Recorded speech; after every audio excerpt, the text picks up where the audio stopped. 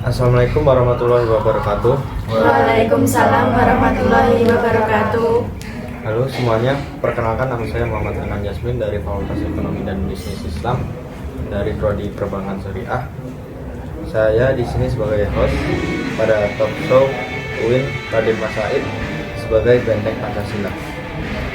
Oke, langsung saja kita serahkan kepada moderator kita. Moderator kita kali ini adalah Kak Destiana. Halo Kak Desti, boleh perkenalkan diri dulu? Baik, terima kasih kepada Kak Anan selaku host pada talk show kali ini.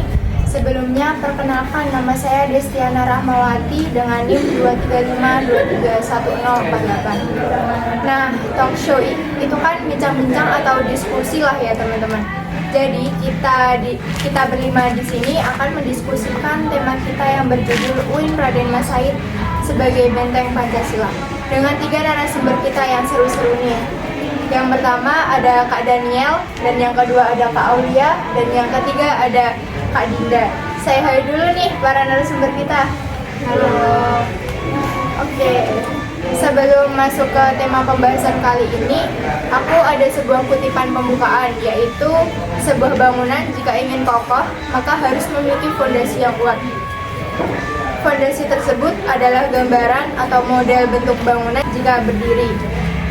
Itu juga sebagai gambaran sebuah fondasi atau dasar negara.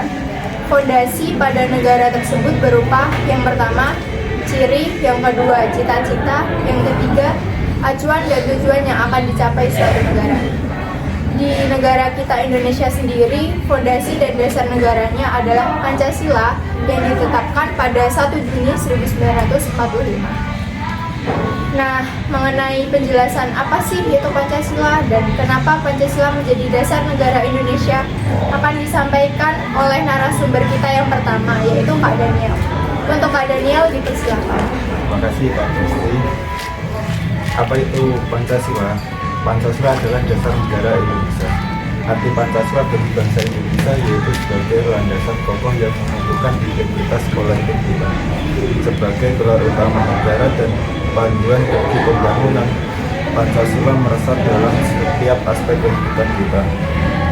Melalui Pancasila, kita meneguhkan persatuan di tengah keragaman budaya, suku, dan agama yang kaya. Sila pertama, ketuhanan yang Maha Esa. Simbolnya adalah bintang. Bintang menggambarkan sebuah cahaya. Cahaya pada simbol bintang ini diibaratkan sebagai cahaya kerohanian yang berasal dari Tuhan yang Maha Esa. Sila kedua, kemanusiaan yang adil dan beradab. Simbolnya adalah rantai. Rantai pada simbol kedua terdiri atas mata rantai yang berbentuk setimpal dan lingkaran, saling berkaitan membentuk lingkaran. Keterkaitan itu bermakna bahwa bangsa Indonesia saling terikat erat, saling bahu-membahu, dan saling membutuhkan. Sila ketiga, persatuan Indonesia. Simbolnya adalah pohon beringin. Pohon beringin digambarkan sebagai negara Indonesia, di mana semua rakyat Indonesia dapat berteduh di bawah negara Indonesia. Pohon beringin yang bersifat umum menjalar ke segala arah dikorelasikan dengan keragaman suku bangsa yang menyatu di bawah nama Indonesia. Sila keempat, kerakyatan yang dipimpin oleh hikmat kebijaksanaan dalam permusyawaratan perwakilan. Simbolnya adalah kepala banteng. Banteng memiliki filosofi sebagai hewan sosial yang suka berkumpul, seperti halnya musyawarah, di mana orang-orang berdiskusi untuk menentukan suatu keputusan. Sila kelima, keadilan sosial bagi seluruh rakyat Indonesia. Simbolnya adalah padi dan kapas. Padi dan kapas merupakan simbol pangan dan sandang yang menyiratkan makna bahwa syarat utama negara yang adil adalah bisa mencapai kemakmuran untuk rakyatnya secara merata. Mengapa Pancasila dijadikan sebagai dasar negara? Karena Pancasila memang sesuai dengan jiwa bangsa Indonesia. Pancasila digunakan untuk mengatur segala tatanan kehidupan bangsa Indonesia dan mengatur penyelenggaraan negara. Itu saja yang dapat saya sampaikan. Saya kembalikan pada Kak Desti. Nah, itu tadi materi yang telah disampaikan oleh Kak Daniel tentang apa sih Pancasila itu dan kenapa Pancasila menjadi dasar negara Indonesia sudah terjawab ya teman-teman.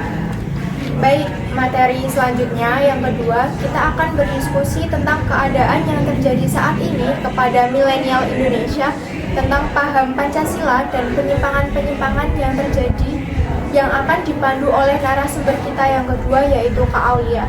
Silakan Kak Aulia. Sebelumnya, perkenalkan nama aku Aulia Nuraini.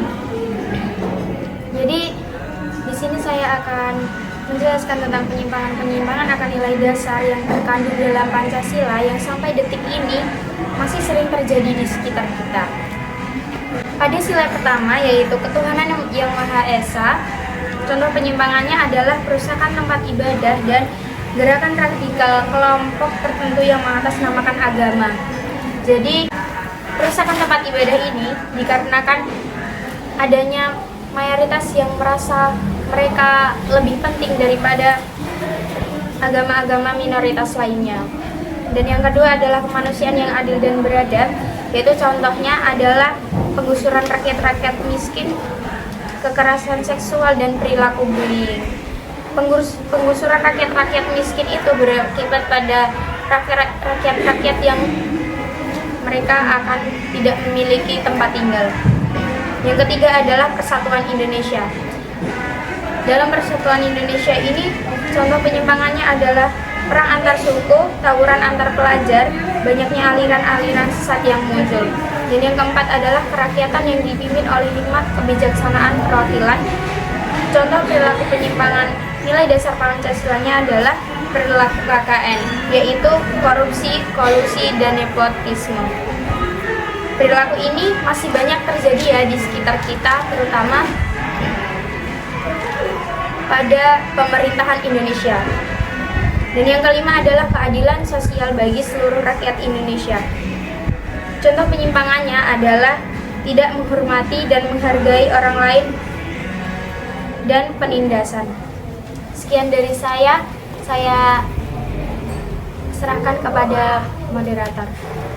Baik, terima kasih kepada Kak Aulia. Wah, semakin menarik banget ya materi kita pada pagi hari ini tentang penyimpangan-penyimpangan milenial di Indonesia yang marak terjadi akhir-akhir ini. Kita move ke diskusi kita selanjutnya dan yang terakhir nih tentang penanganan dan penyimpangan tersebut dan peran kampus dalam hal ini, terutama UIN Raden Mas Said Surakarta. Kepada pemateri kita, Kak Dinda, dipersilakan. Baik, terima kasih Kak Desti. Sebelumnya perkenalkan, nama saya Dinda Ayu Sylvia.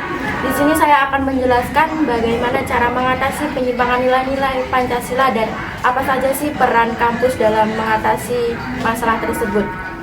Untuk mengatasi penyimpangan nilai-nilai tersebut perlu dilakukan upaya yang konkret dan berkelanjutan.